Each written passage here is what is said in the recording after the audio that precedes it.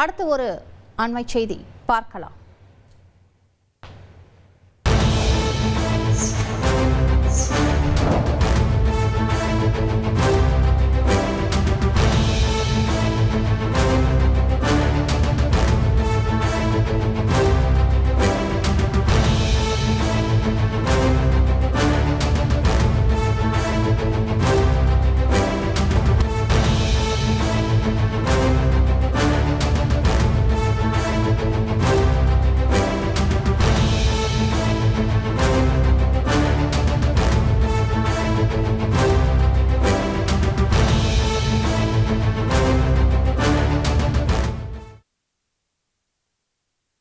சேலம் மாவட்டம் எடப்பாடியில் வீட்டில் தனியாக இருந்த பெண் கொலை செய்யப்பட்டு கிடந்திருக்கிறார். கூடுதல் விவரங்களை செய்தியாளர் நல்லமுத்து வழங்கிட கேட்கலாம். நல்லமுத்து, வணக்கம். இந்த கொலைக்கான காரணம் என்னவாக இருக்கிறது என்று முதல்கட்ட விசாரணை தெரிவிக்கிறது.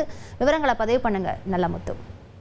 வணக்கம். சேலம் மாவட்டம் எடப்பாடி அடுத்த கொங்கனாபுரம் ஒன்றியம் குறுக்குப்பட்டி ஊராட்சி கவுண்டம்பாளையத்தைச் சேர்ந்த ஆட்டி வியாபாரி மாதையன் சின்ன பொண்ணு தம்பதியினருக்கு விக்னேஷ் என்ற மகனும் ஜமுனா என்ற மகளும் உள்ளனர். இருவருக்கும் திருமணமான நிலையில் நேற்று இரவு வியாபாரத்திற்காக மாதையன் மற்றும் அவரது மகன் விக்னேஷ் ஆகிய இருவரும் வெளியே சென்றுள்ளனர். இந்நிலையில் வீட்டில் தனியாக இருந்த சின்ன பொண்ணு இன்று காலை மர்மமான முறையில் வீட்டிலேயே மயங்கி இருப்பதாக கருதி அக்கம் பக்கத்தினர் சின்ன பொண்ணுவை எடப்பாடி அரசு மருத்துவமனையில் சிகிச்சைக்காக சேர்த்த போது மருத்துவர்கள் சின்ன பொண்ணு ஏற்கனவே இறந்து விட்டதாக கூறியதை அடுத்து சடலத்தை வீட்டிற்கு கொண்டு சென்ற உறவினர்கள் சின்ன பொண்ணுவின் உடல் முழுவதும் காயமாக இருப்பதை கண்டு அதிர்ச்சி அடைந்து உடனடியாக கொங்கனாபுரம் காவல்துறையினருக்கு தகவல் தெரிவித்துள்ளனர்.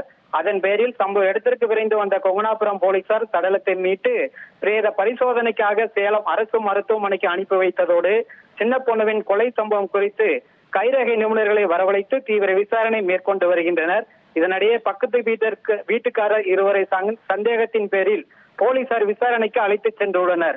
வீட்டில் தனியாக இருந்த பெண் உடல் முழுவதும் காயமாகி மர்மமான முறையில் கொலை செய்யப்பட்ட சம்பவம் அப்பகுதியில் பெரும் சோகத்தையும் பரபரப்பையும் ஏற்படுத்தியுள்ளது.